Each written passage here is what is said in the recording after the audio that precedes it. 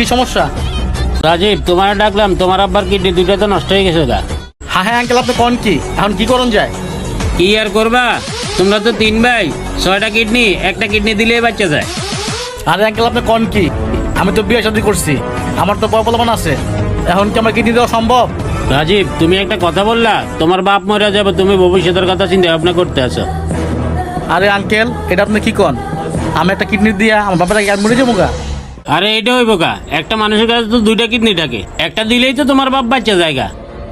আরে আঙ্কেল, হ্যাঁ বয়স হয়েছে, হ্যাঁ এমনি মরে যাবো গা। হ্যাঁ কিডনিটা কি করবো? ঠিক আছে রাজীব, তোমার সময়টা নষ্ট করলাম, যাও।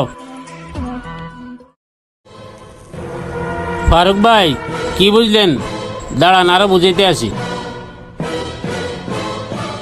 আসসালামু আলাইকুম কাকা, জরুরি দরকার ডাকলেন? না, জরুরি কথা না, তোমার সাথে একটা বিষয় আলাপ করার জন্য